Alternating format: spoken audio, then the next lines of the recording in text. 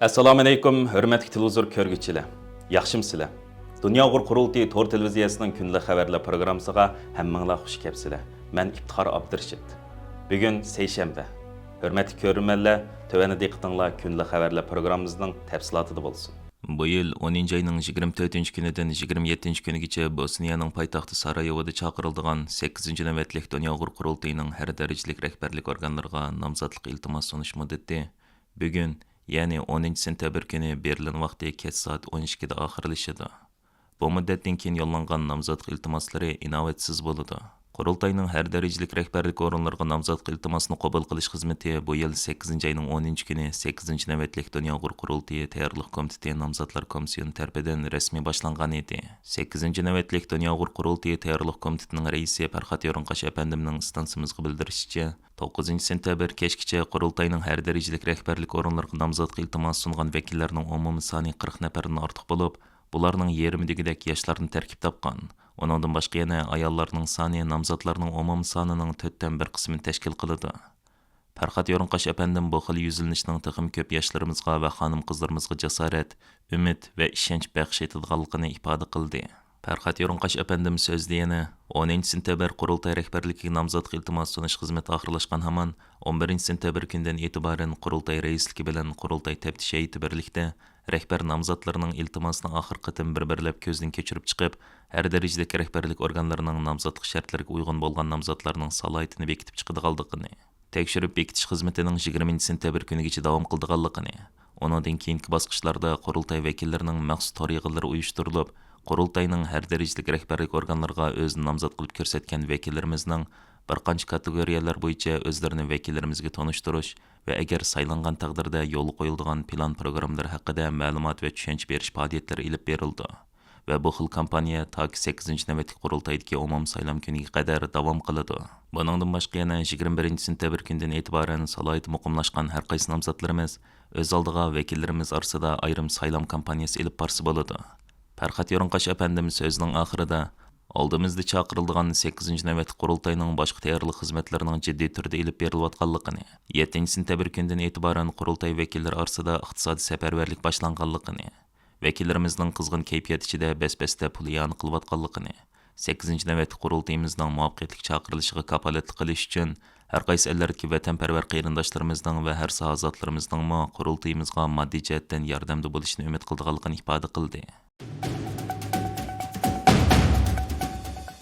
Dunyo qurultiyining sobiq raisi va 8-navbatlik Dunyo qurultiyining vakili Dolqin Iso apandim 7 sentabr kuni chaqirilgan 8-navbatlik Dunyo qurultiyi vakillarining umum tor yig'inida qilgan so'zida bu yil 10 ayning 24-kunidan 27-kunigacha Bosniyaning poytaxti Sarayevoda chaqirilgan Dunyo qurultiyining 8-navbatlik umum vakillar qurultiyida o'zining qurultay raisligiga qayta nomzod bo'lmaydiganligini bildirgan edi. 9 sentabr kuni Dolqin Iso apandim qurultayning markazgi rahbarlari bilan birga videolik bayonot e'lon qilib, o'zining bu vaqtdagi qarorini muhojiratdagi xalqimiz bilan o'rtoqlashdi. Dunyo qurultiyi 2017-yili 6-navbatlik qurultiyimizni chaqirgan vaqtimizda yangi bir nizomnoma, yangi bir ichki nizomnoma qabul qilib, Dunyo qurultiyini tashkiliy jihatdan mustahkamlash, iqtisodiy jihatdan kuchlantirish, demokratik bir jarayonni başlatishdan iborat bu qarorni qabul qilgan. O qarorlarimizning birida Dunyo qurultiyining raisi 2 qaror rais bo'ladi. Onun dinkin 3. qaror rais bo'lish salohiyati yo'q. Aradan bir muddat o'tgandan keyin agar uygun ko'rsa, qaytadan rais bo'lish, ya'ni aradan 3 yil o'tgandan keyin bo'lish salohiyati degan bir modda belgilangan. Shuning mening bu qatimliq Dunyo qurultiyiga reis kandidatligi buluş Dunyo qurultiyining ishki nizomnomasi bo'yicha mumkin emas. Shuning mening Dunyo qurultiyining qaytadan raisligiga kandidat bo'lish bo'lmasligini 2017-yili 11-oyda ochilgan 6-navbatlik qurultayda allaqachon men o'zim qaror qilib bo'lgan, belgilab bo'lgan bir masala. 2021-yil 11-oyda Pragda o'tkazilgan 7-navbatlik qurultayimizdimi buni butun dunyoga yana bir qatim jakalagan.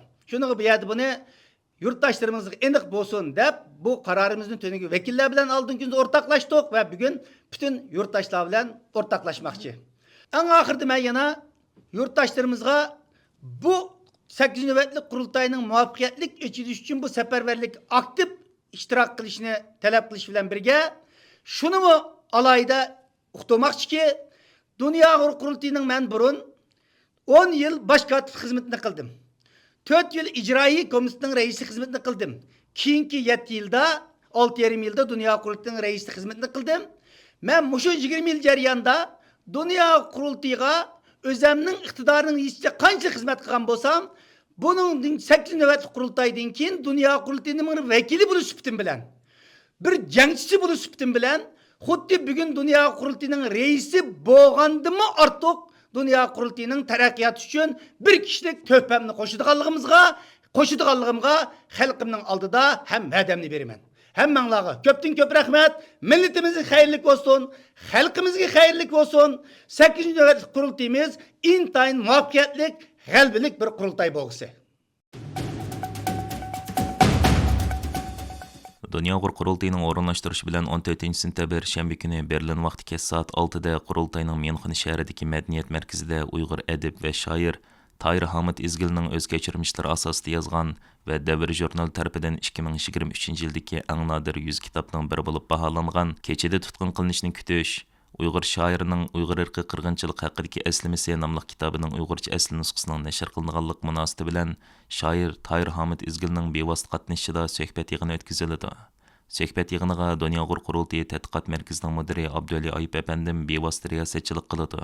Uyg'ur adib va shoir Tahir Hamid Izgilning o'z kechirmishlari asosida yozgan Kechida tutqun qilinishni kutish nomli kitobi dangliq axborotlarning diqqatini qo'zg'amoqda. Bu kitob yaqinda xalqarалық nopozliq matbuotlarning biri bo'lgan Davr jurnal tarafidan 2023 yildagi eng nodir 100 kitobning biri bo'lib baholangan. Shundaqla yana Washington Post gazeti tarafidan 2023 yildagi ko'zga ko'ringan 50 kitob tizimligiga kirgizilgan edi. Tahir Hamid Izgil apandining kitobi 2023 yili 1 avgust kuni xalqarodagi dangliq nashriyatlardan biri bo'lgan Penguin nashriyati tarafidan nashr qilingan bo'lib, kitobning inglizcha tarjimasini Uyg'ur adabiyatiga cho'nqir ishtiyoq bog'lagan amerikalik tadqiqotchi Joshua Freeman ustiga olgan edi. Avtor Kechida tutqun qilinishni kutish nomli bu aslim xarakterli kitobida Uyg'urlarning yuqori texniklik nazorat sistemasi ostida ko'rayotgan zulmini hikoya shaklida anglatgan. Kitobga yana shoir Tahir Hamid Izgilning tanlangan she'rlari kirgizilgan. Tahir Hamid Izgil 2017 yili oilasi bilan Amerikaga kelib panohlangandan buyon Xitoy hukumatining Uyg'ur xalqiga qaratgan yuqori texniklik bostirishlarini turli shakllarda anglatib kelmoqda.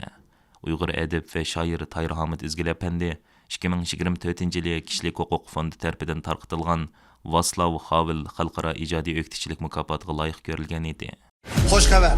Shoir, rejissor Tahir Hamid Izgilning Kechida tutqun qilinishni kutish nomli kitobining Uyg'urcha asl nusxasi nashr qilindi. Xitoyning Uyg'urlarga qaratgan irqiy qirg'inchiligi va Uyg'ur ziyolilarining echinishli qismati tasvirlangan bu aslimining inglizcha tarjimasi 2023 yili sentabrda Amerika Penguin nashriyati va Angliya Jonathan Cape nashriyati tarafidan nashr qilingandan keyin Amerika davlatlik kitob obzorchilari jamiyatining John Leonard mukofotiga erishgan.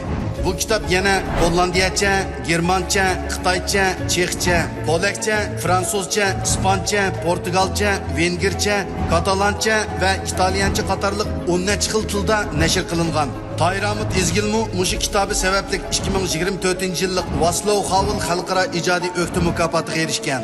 Dunyoviy shuhrat qozongan bu asar Norvegiyadagi Uyg'ur yar tarafidan nashr qilingan bo'lib, setib olmoqchi bo'lganlar Abduvali Ayıp bilan aloqalashsa bo'ladi.